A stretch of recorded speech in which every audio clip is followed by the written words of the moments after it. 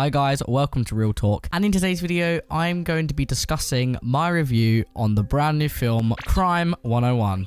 So straight off, I'm just gonna say it wasn't that good in my eyes. It did get really good on Rotten Tomatoes, but in my opinion I just felt like it was a bit boring.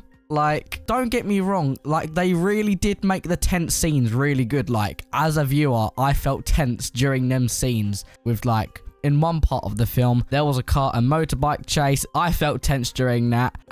So they did pull off them scenes very well, like, where the viewer actually feels emotional connection and intensity from watching the film.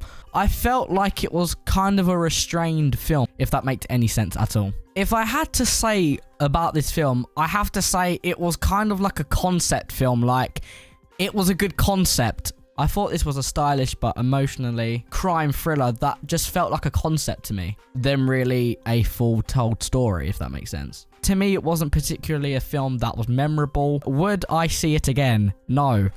So yeah, I'm just going to talk a bit more about it. Obviously, the only reason why I wanted to see this is because obviously I saw the trailer in the actual like cinema to another film that I was watching, and I was like, this seemed really good. Like the music, the cinematics, they looked all really good. Obviously, the music and everything. It was cut to make it seem like such more of a better film than it actually was. But after walking out, I was like, yeah, that just wasn't good at all.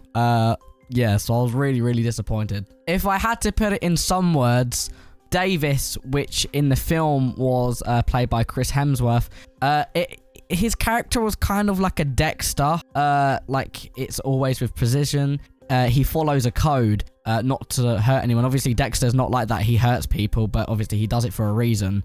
So it was kind of like that. He always like hit people with precision. Like, he never had to hurt anyone just for the sake of it. But towards the end, obviously, it had more of a twist, and he actually did hurt someone, killing them actually. So spoiler alert, if you click this video and you haven't watched the film, I don't know what you're doing. So that's your fault that you ruined it for yourself. And I felt like there was just storylines that they grew, and they kind of just let it die throughout the film. Like, that's how it felt to me. So I felt like they could have done a bit more development on that. But if I have to say about the pacing of the film was good. It just lacked story. And I kind of felt like the final confrontation was really underwhelming. I thought it would have been this big showdown type shit. But guess what? It wasn't. And it was like one of the most underwhelming endings to a film I've ever seen. Obviously, the ending it ended up being okay. And obviously, he left. He got a cut. The guy got this car. I don't know what the other one got. I don't remember. And then they all got their own cut. For a film that was, you know, breaking one's own code, I just felt like the climax of it was really underwhelming, and it just didn't hit for me. One thing about films that I've been noticing is, like, everything is perfect. Like, nothing is perfect like how it's, like, visioned in the films. Like, you've got, like, everything I don't know how to describe it, but it's like everything's in order, everything's, like, perfect, aligned, and stuff like that. You don't see that a lot anymore. I really do wish I can see like more films that was just like, for example, you're in someone's room and it's like everything's like perfect. There's always got to be some modernness to it. Like in this film, like the guy's apartment by the seafront, it was absolutely perfect. Not being funny, no one's house is like that unless like one of them like people that really care about alignment and just like the modern feeling of it. I don't know if that makes any sense, but that's just what I've just noticed about like every film I've watched recently. I just want to say something about Mark Ruffalo's character. He is a very intelligent character, but like I said, I feel like the script holds him back a little bit. And there's like something compelling about him like noticing the patterns throughout the film.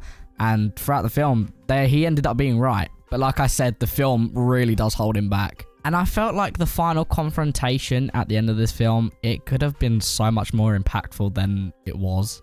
But instead, it ended up being intentionally quiet. Because like I said, the film and the script just held it back so much. So I say the end result of it kind of felt muted to me. If you're a person who likes mood over action and like or a subtle psychological parallel, you might appreciate the film more than what I did. So yeah, if I have to give this film a final rating, I definitely have to give it out of 10.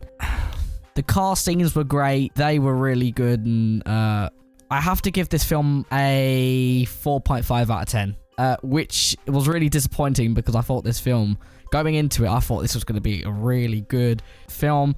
But it ended up being very underwhelming. So yeah, definitely give it a watch. But it's like not the best film. A lot of people are like really rating this high. I don't know how or why. Maybe it's just a film that just doesn't hit with certain people, and that one person is me. Or a lot of people like me just didn't like the film. But yeah, I would not be watching that again. Guys, if you did like this video, go down. If you have seen the film already, let me know what you think of it. And yeah, thanks so much for watching, and I'll see you in the next one.